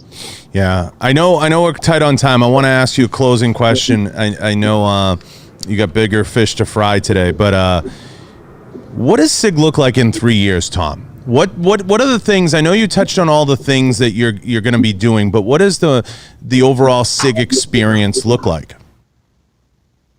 So I think in 3 years, just to give it a very high level look, I think our company is in a very unique position of being about half defense and half commercial civilian market, if you will, and that's a paradigm that doesn't exist in any companies that we know of. It puts us in a solid position because one can fund the other through harder times, and it makes us less vulnerable. So I think that's really important, and we hope that's where we land. Obviously, we have really big news, on the horizon of whether we, are successful in the machine gun project. That's a decision that hasn't been made in 35 years, and so similar to the M17 and M18 handguns. So I think that's that's something that'll be very important to our company. But holistically, I think, the couple things that we're trying to impact is that SIG is a big company and we sell a lot of products, but our brand isn't as well recognized holistically as we would like. Every time we look at a brand study, SIG is not even in the top 5 at times. Your historically well-known brands like Smith & Wesson and Remington is even ranks above us, in brand rankings, and they're struggling with a lot of things in these days. But that's one thing that we want to begin to climb, is that our brand rankings are important. Now, the consumer's voting with their money. I think that's important. We have become one of, if not the biggest companies, but we'd also like to have our brand recognized the same way. I think that's important. But the core of the question that you asked me is that 3 years from now, if you told me that we are engaging tens of thousands of consumers on the range with our guns in their hands, going home, telling their friends, man, I shot SIG, and I interacted with their employees and the companies they associate with, and we can achieve that, and that's aside from all the modern marketing and all the ideas we've talked about. Sure. If we can achieve a situation where we are touching consumers very directly, so that they, we don't need that dealer counter sales associate to say, hey, why don't you buy SIG? They walk in the store and they say, hey, I just went and shot SIGs and met their people, and I understand how passionate they are about their brand and their products, and I want that gun. And so if that's something that can happen, if you had asked the same question 5 years ago, if Ron Cohen was on here, or maybe even 10 years ago, he would have said, yeah, I want to build a big ShotShow booth, and I want to announce our presence, in a lot of different ways, and I want to spend a lot of money just letting people know who we are. That was the objective. SIG was not a well-known brand a few years ago. If you look at between 5 and 10 years ago, as recently as those times, the company needed to just let people know who it is. Today, I think there's definitely a better position for the company and who we are. But now we want to start really amplifying, taking a gun and putting it in someone's hands and saying, this is the same gun that's in service with the U.S. military, with police officers all over the country and the world, with special forces units and all those things, and having consumers understand that, yeah, it's all those things, but this is also a brand of guns, optics, ammo, suppressors, air guns, training, and some other initiatives that we'll be talking about in the near future, that make it a brand that people just love to engage with personally. I think that's as complete an answer as we could hope for, and I think that's as complete a vision. I think at the end of the day, You're going to accomplish all those things, Tom, and I think you're going to do amazing work doing it. I think Sig's wholly capable and best positioned, and I wish you the best of luck doing it, and I'm excited to watch and even more excited to be a part of it. So I can't thank you enough for all that and taking the time today. I know what 2 hours means to you. And to everybody who listens to this and watches, and I know a lot of people have been through and a lot of industry people are paying attention and being very quiet. Hopefully we answered a lot of the questions that I know a lot of you have reached out to me about and have talked to me about, and hopefully we addressed anything that needed to be addressed. Did I miss anything, Tom, you think, that you want to touch on? I appreciate the platform, and like I said, open and honest dialogue is always great.